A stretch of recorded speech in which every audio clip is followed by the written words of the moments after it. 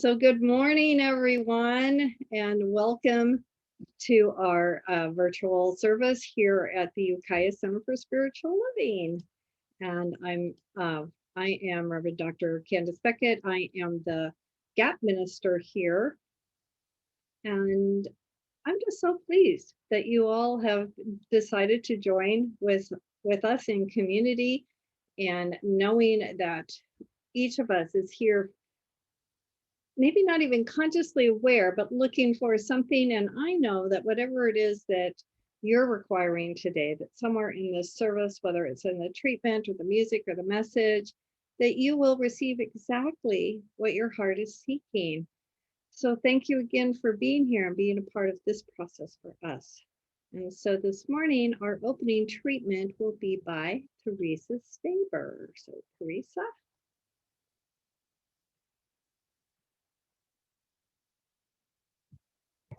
They can't say anything. Yeah. Okay.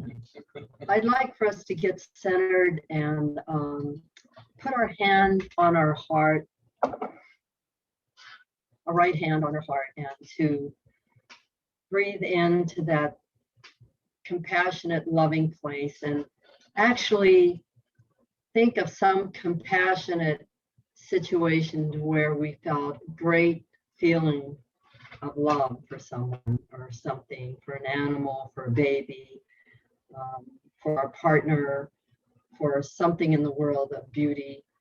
So holding that place, and then I want you to think of a person that you are holding now in prayer or intention, and keep them in your mind right now. Someone that you love very much, that you would like to send an attention for. So as we begin this treatment, so getting centered and breathing into this heart, taking a deep breath.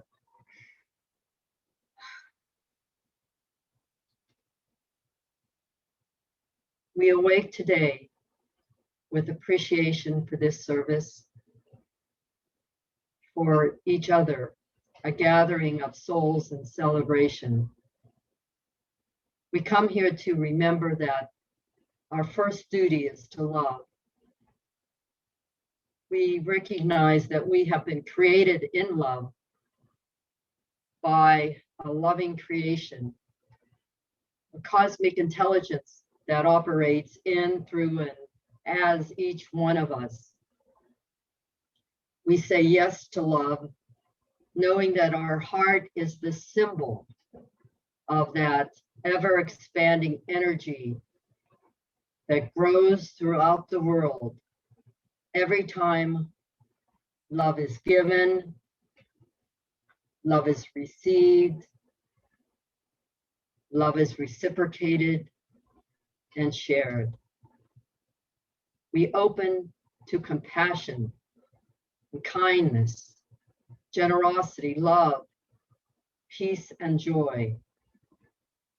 We know these are already here for us, and we are mirrors of this divine energy.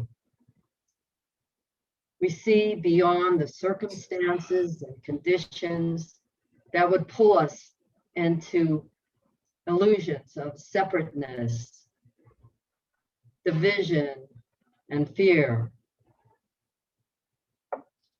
We breathe into this moment, knowing that the cosmic energy of love is revealed over and over again, often in a way that we could never prescribe. So we open our hearts and minds to the mystery and unexpected gifts of love. We are grateful for the many moments during this past year where we have both given and received love, and we vow to continue these ripples of love into waves of love as they join the great ocean of love. I release these words to the law of mind, knowing that love is both a noun and a verb, and that it is God in action.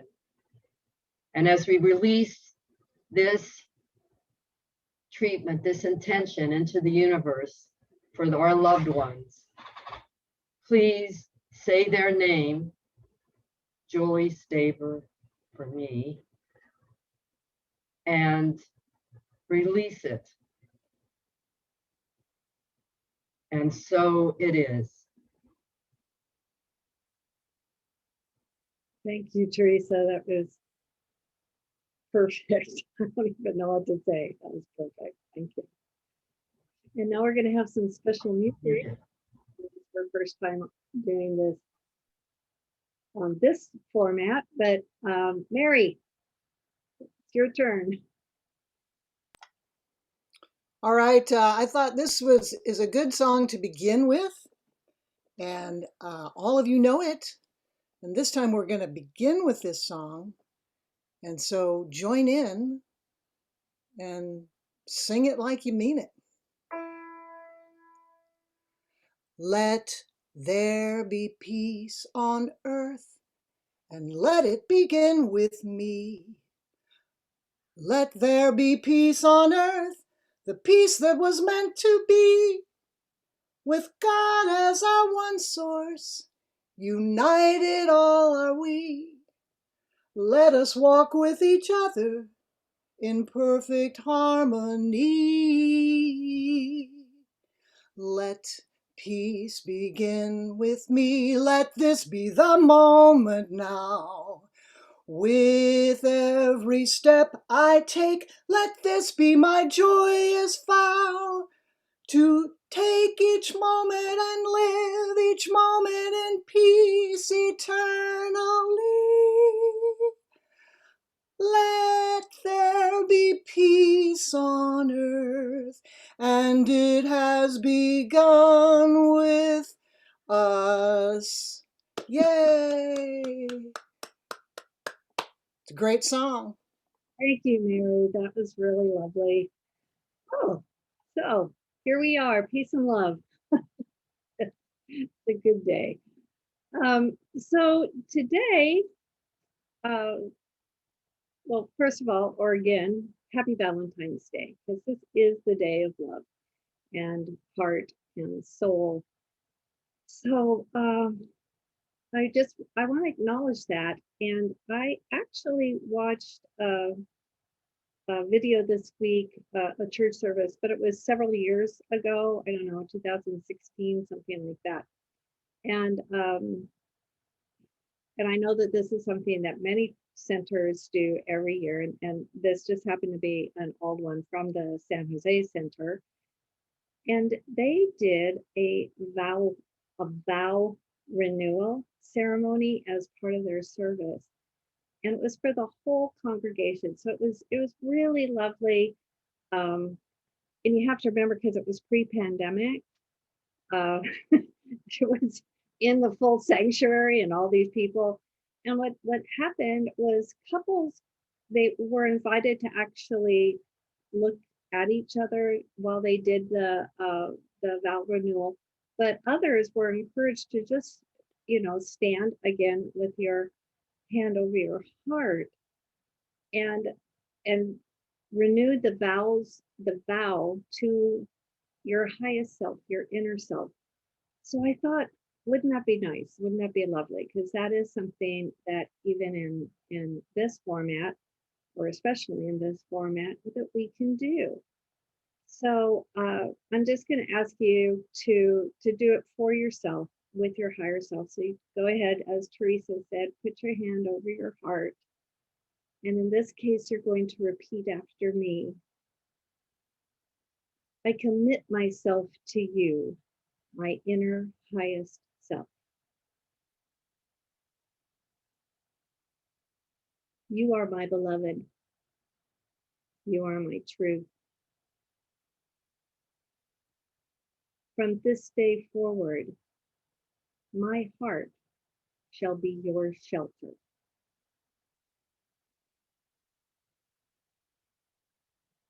My mind shall be our home.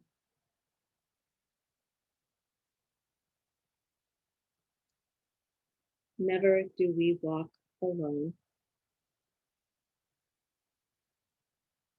for today and always, we are one. We are whole.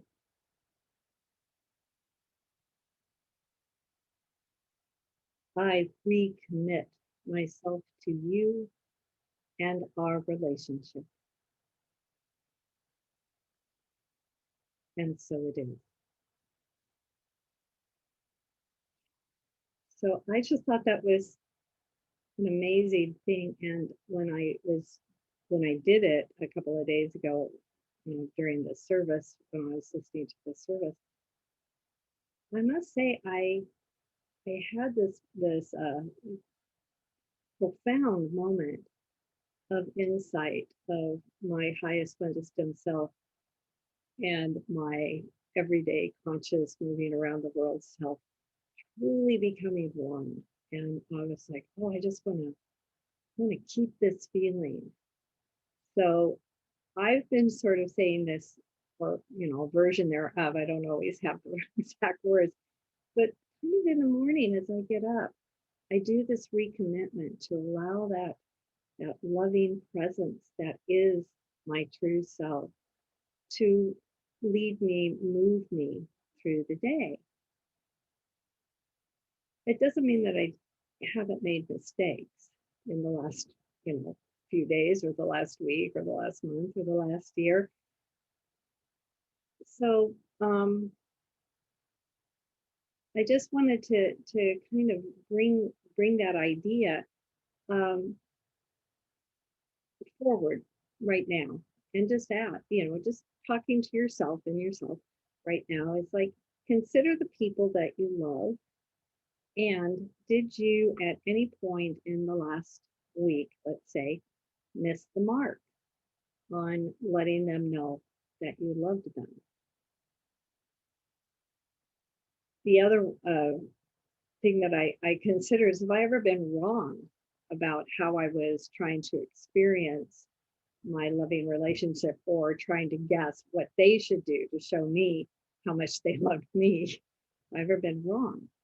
And because I'm around David quite a bit, I had my principal person in my life, my spouse. But you might ask yourself, and I did. I asked him, "Do you think I did anything wrong?" And he had a lot of answer to that. But what I know is that even with David, that one of the practices that we've been doing lately is at usually it's around dinner time. We don't do it too late in the evening, but we do a thing that's called a clearing, and we just kind of ask, how'd I do today? Or but we're asking ourselves, it's like, what came up for me? But I also get to tell him, what I saw, or what worked, what didn't work. And we don't exactly rehash. We just could say, by the way, this happened, and the other person just acknowledges that, and that we see that and we understand. It's not necessarily a time to go really deep and trying to delve into it, but what we've discovered is that it is a way to say, I love you and I trust you, because here's what's happening for me, and I want to share that with you.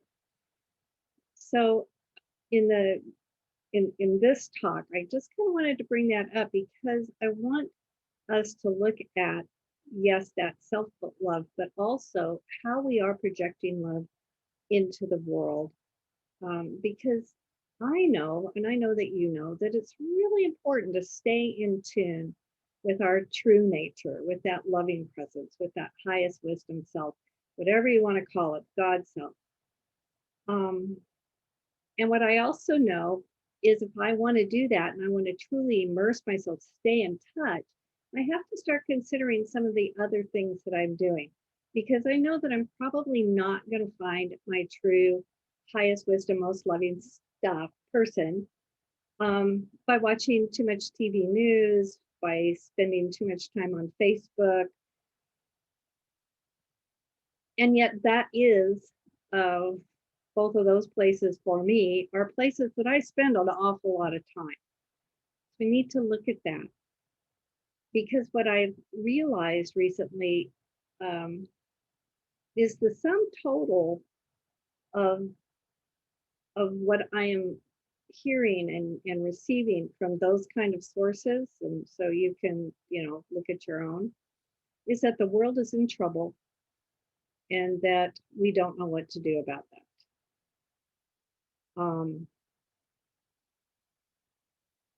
So I'm starting to go, perhaps these are not my best go-to places if I want to be in presence, staying in touch with my true nature, my higher wisdom self. And so there are other things that I would rather do. I heard the words to a song recently, and unfortunately I can't tell you who the composer is, but the words to the song, particularly the main verse, really helped me to kind of want to move through that. Where's my go-to place? And the words to the song were this: everything that I need to know about what lies before me is available to me through the mind of God that is within me. Let me just say that one more time. Everything I need to know about what lies before me is available to me through the mind of God that is within me. So the next time I feel like I don't know what to do, that's a great thing to remember. That it's always available because the mind of God is within me and the mind of God knows everything.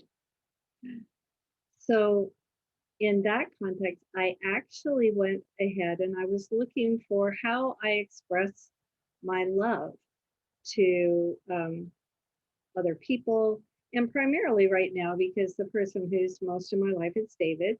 We're very together a lot, but I was thinking about other, people that I see. Like right now, I am home. I'm in Ukiah, so Jesse's in the next room. And so I was thinking about Jesse and other things, and I just wanted to give myself some kind of I don't know, just a look at how I express my love. And I came across a book, and so I haven't read the whole book, but I've definitely read some things in the book. And there's a website that I went to, and I learned a lot on this website. So my topic today is the title of this book, and that is The 5 Languages of Love.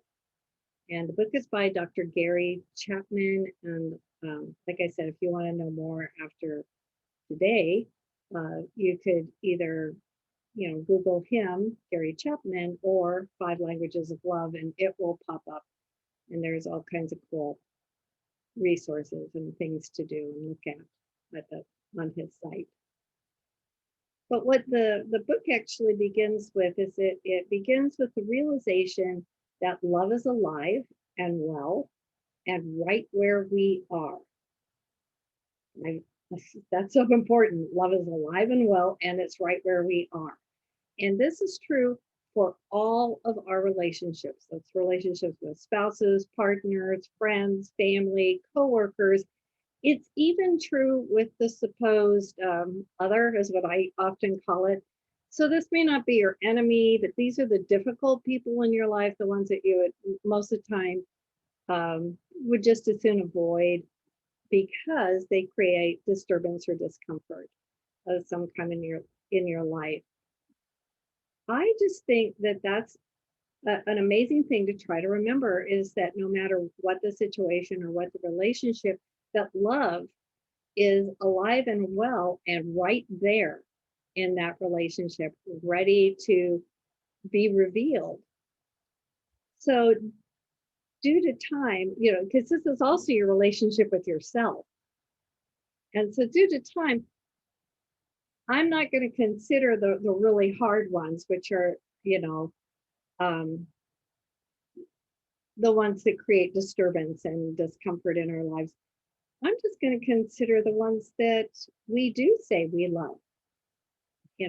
Our spouses, our partners, our friends, family, coworkers, but the people that we do say we love.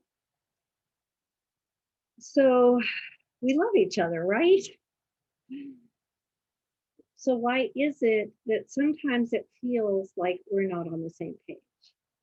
And that does happen or has been happening for me with David right now, and he's not at his top performance. He's not at his peak performance, and so there are times when there's some tension, and I'm like, why are we not getting this? We know we love each other.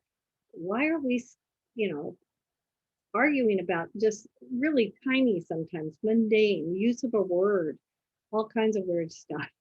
So why is it that we're not on the same page? And what the book talks about is that the most common issue in many relationships is a communication barrier. And when I first read that, I thought, communication barrier, we communicate, but then, honestly, sometimes it's not as good as others. So everyone, according to the book, everyone experiences love differently. And so what is happening is it's sometimes really easy to miss the mark when it comes to showing that we care, because the person that we're speaking to experiences love differently, even when it's people that we're very close to. There's a chance that they're going to experience love differently than we do. So it can be really difficult to accept love that is given in a way we don't recognize or appreciate. So to start to understand that that may be true for the person that you're talking to may be really difficult, even though you are coming from this very sincere, loving place. If it's not a way that they understand or appreciate, they may not get it. So discovering your love language can help examine the primary way that you are giving and receiving. This is probably the easiest way for you to give or receive love, is through this particular language. And it will, first of all, that'll open up for us. But once the 5, you can, I wouldn't go too much into diagnosing another person, oh, this is their language, but it gives us a place to connect just by understanding, and then opening conversation around, can you understand that from me? So let me talk about the actual love languages, and this is a great list. I don't know that it's complete, but it's a good list, and Dr. Chapman has some amazing things to say about it. So the first love language is words of affirmation or praise. So this uses words of praise to lift the other person. So it can look like positive feedback, sincere compliments that are given. And also for you, if this is your love language, you can hear the sincerity. And so it gives you a level of understanding and more ease in receiving it. If this is your love language, words of affirmation are amazing.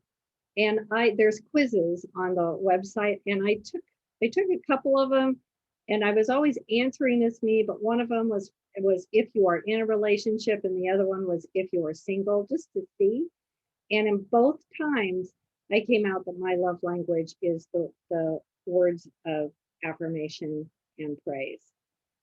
So when I started thinking about it, I recognized that I do prefer to give and receive kind words.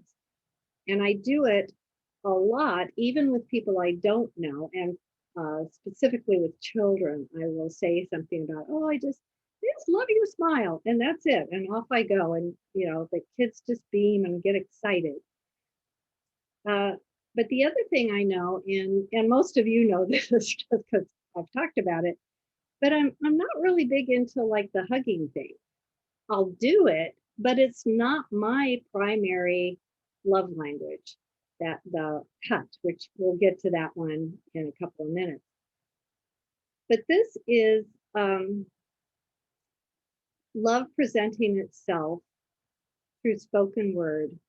So again, kind, appreciative ways. So that's the first language. The second language is acts of service. And for these people, actions speak louder than words. So you might identify yourself in there somewhere. So acts of service is like showing up, pitching in, volunteering, all of that. That's the acts of service. And so part of what he talked about quite a bit is like the people that this is their language are wanting to and ready to help out immediately when asked, but often before they are asked, they will go ahead and they'll do something. If you think about in your life, all the things that you could do that your partner, your friend, or the person, that's helping you at the cashier, what could help? And sometimes like I have started loading my own bags more and more at the grocery store. And I could see the appreciation of the checker, that they don't have to do it, I'm doing it, and so whatever that is, but those are little acts of service where you're relieving the I don't know, maybe not burden, but just trying to make it easier for the person that you're doing the service for. So again, just think of all the places. This is a willingness to share the load. And I just, it's a good one. It's a great one. But moving on, our the next language of love, so this is number 3, is the giving and receiving of gifts. So some people, what makes them feel the most love is to receive a gift. And this isn't necessarily, in fact, it's almost never kind of well, it's Christmas, so and so will give me a gift, or it's my birthday, or it's Valentine's Day, so I expect a gift. This is really more about the spontaneous surprise gift that most of us, when someone has gone kind of out of their way to think of us and decided that this was something we'd like, and then brought it to us without any reason, that is this really high place of love, that where they feel love.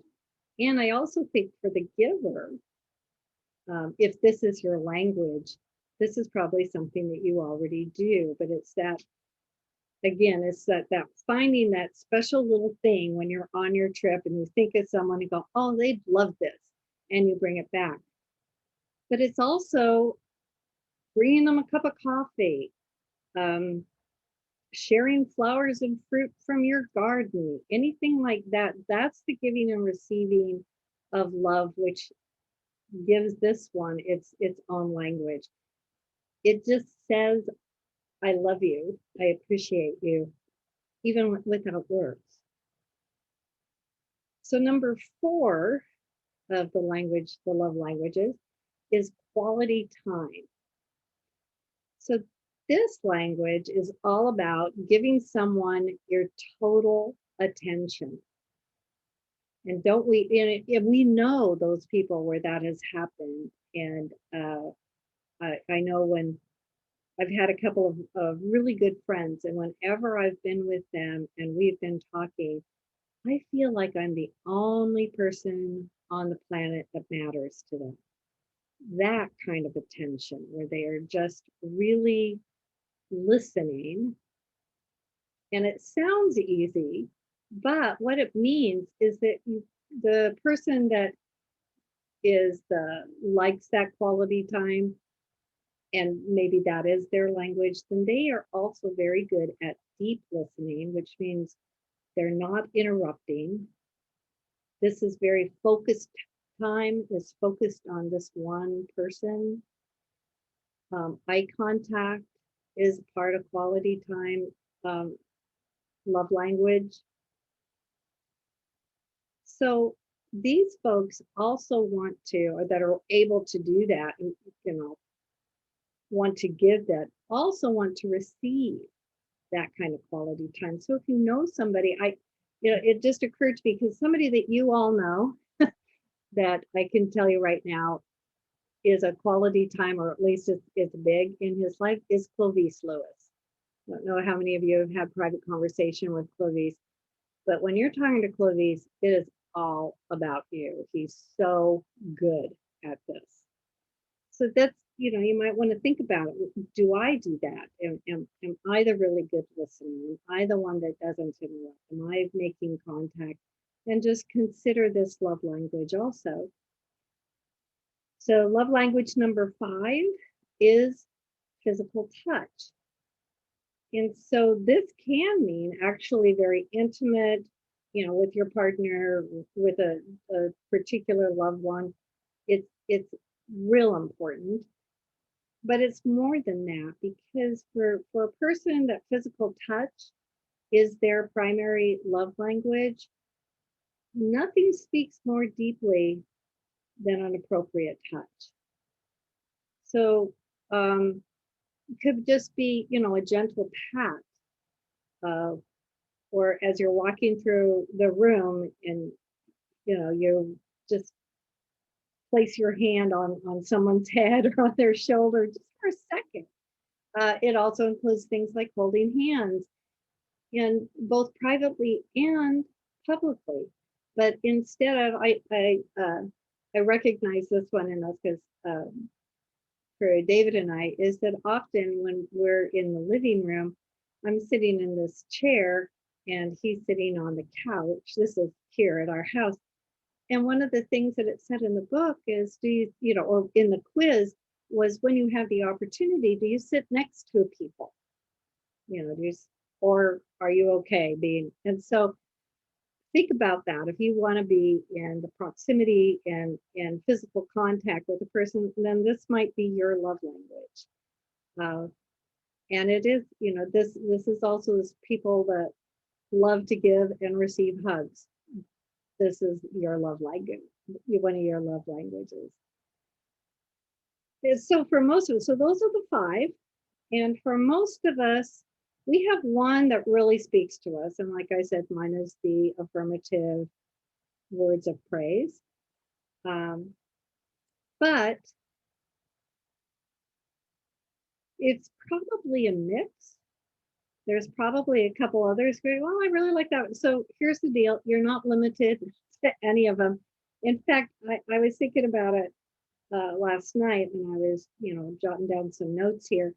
And I thought, it's kind of like baking a cake, is that in a cake, there's at least 5 ingredients, but there's a whole lot more flour than anything else. And then there's sugar, and there's salt, and there's eggs, and there's milk, and they're all in different quantities, but they're all there. So there's a good chance that all of these at different times show up in your life to different degrees, but there's probably one that really speaks to you. And starting to be able to know that in yourself, this is my place of ease for giving and receiving. It's easy for me to do this. And I feel good when I do it this way. You need to know that. And then also to start to look at just in observing, you can probably sort of figure out what other people's love language is. And if it's not yours, then figuring that out and being able to give to them or receive from them some, then that's really good. But it's also really good to say, I'm not comfortable with this. I'd really prefer that. And depending on how close the relationship is, you can do that. And you can do it in an incredible, loving way, and even demonstrate how it is that, the love languages work for you. So, like I said, you probably have a combination, but go ahead and look, because recognizing the 5 languages, the 5 love languages, we may begin to realize that when we think we are sending a love message, it may not be in a way that can be received to the intended recipient. And that doesn't mean that they don't love you because they're not able to receive, it's like they don't understand the language. So it's important that you identify your preferred method, but also to identify that your preferred method may not work with every person. So if they remain either neutral or even indifferent, to not take that part personally. It just might be that you need to try another method. And now that you know all the languages or kind of understand, you could probably figure it out and end up delivering love in a way that is meaningful for both of you. So if you know who you really are and what really matters to you, it's not that big of a leap to discover who another person is and what really matters to them. And on a day like Valentine's Day, where we are professing our love for each other, for ourselves, what a great idea. Let's just keep looking at how we can communicate love in greater and greater ways.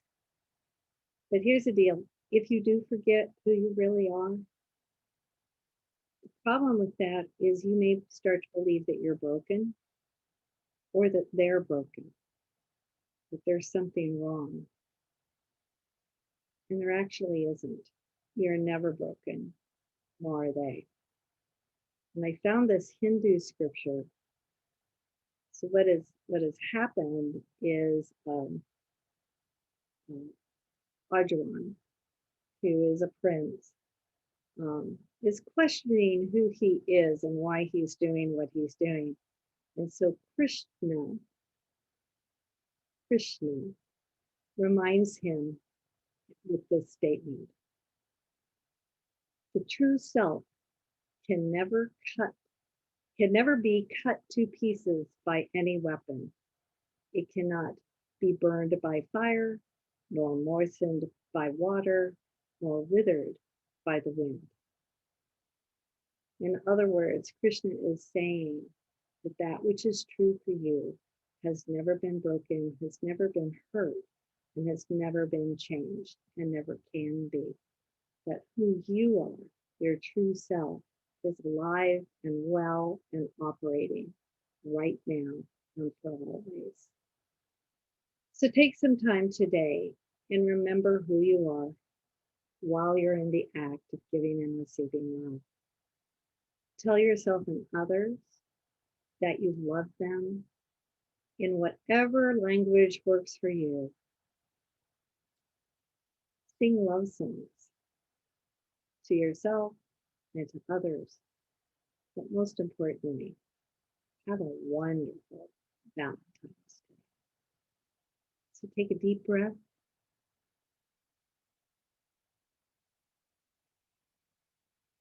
So now's the time for our treatment.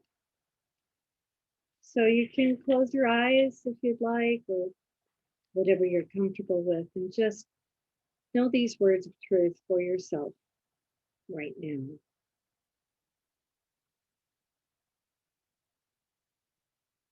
On this wonderful, amazing, bright winter day, we are reminded how each of us is always wrapped and protected from the inside out by divine love. The kind of love that cannot leave, cannot break, cannot be limited in any way. We open our minds and our hearts and we let it in. We allow that loving presence that is within us to just really be identified and to move into our life with grace and ease. We welcome it graciously into the nooks and crannies of our entire being that might have been blocked, might have felt like it was lacking. But instead, we find that love is seeping in, even when we are unaware. Our health becomes more whole. Our thinking becomes more clear. Our breath becomes deeper. Our hearts stronger. And our souls continue to awaken.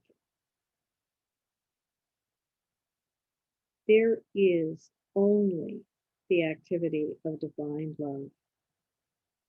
And we are so tuned in that we feel a freedom of being that blesses us in all kinds of ways. We attend to the good that is demonstrated right here, right now. And we were grateful as we watch this love dissolve anything that is no longer needed, no longer serves. Together, we let the universal law do its work by demonstrating this word in the highest and best ways.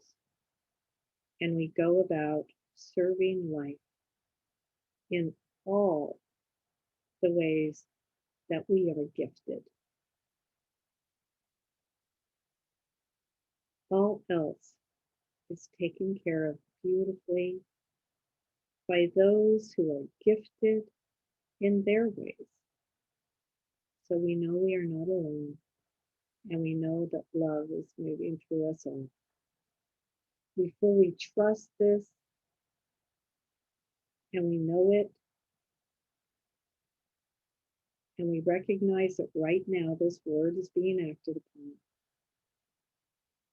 As we accept this for ourselves, we accept it for all beings everywhere, known and unknown, seen and unseen, great and small.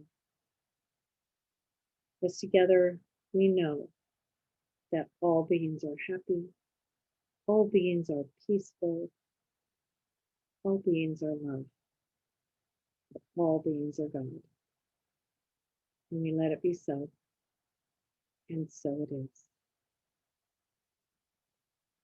So take another deep breath. And so now we're going to go into the time of our service where we talk again about our financial gifts to the center. And we recognize that these financial gifts are the way that we support our shared values, our shared vision for this center. And I need for you to know how much I appreciate everything that you have done up until now and continuing to do as we truly remember who we are and why we're here. And we want this to continue and go on. So I'm gonna put up our affirmation. Hopefully you're seeing that. Okay. So the offering affirmation, if you'd like to read it along with me, it goes like this.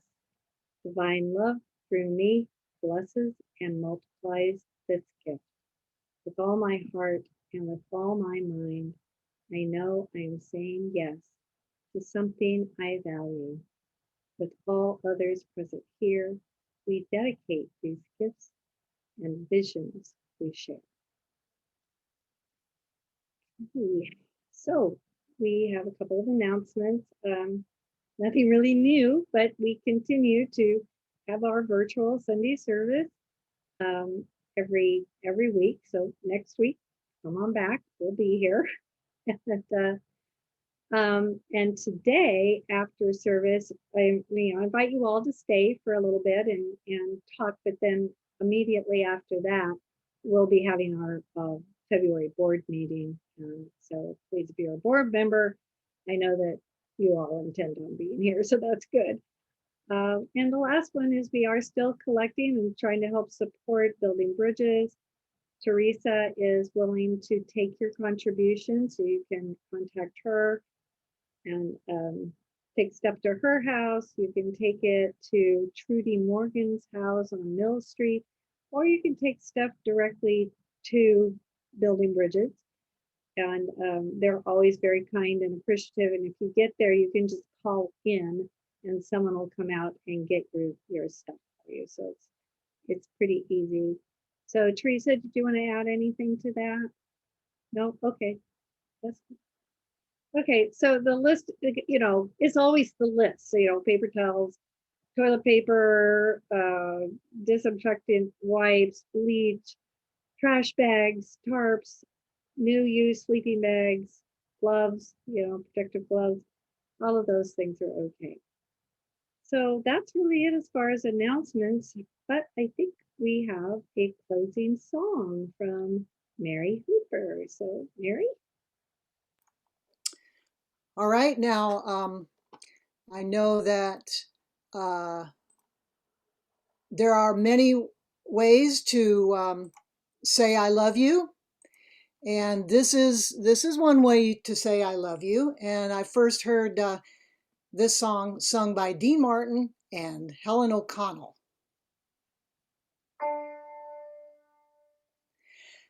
How do you like your eggs in the morning? I like mine with a kiss. Boiled or fried, I'm satisfied, long as I get my kiss. How do you like your toast in the morning? I like mine with a hug. Dark or light, the world's all right, as long as I get my hug. I've got to have my love in the AM, or the rest of my day is positively mayhem. I'm a regular monster. How do you like your toast in the morning? I like mine with a hug. Dark or light, the world's all right, long as I get my hug. I like to see you here in the AM. All the rest of my day is positively mayhem. I'm a regular monster. How do you like your eggs in the morning? I like mine with a kiss. Up or down, I'll never frown. Eggs can be almost bliss, just as long as I get my kiss. Mary, do this.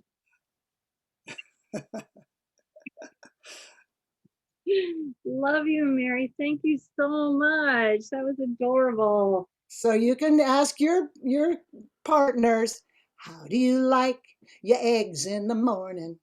I like mine with a kiss.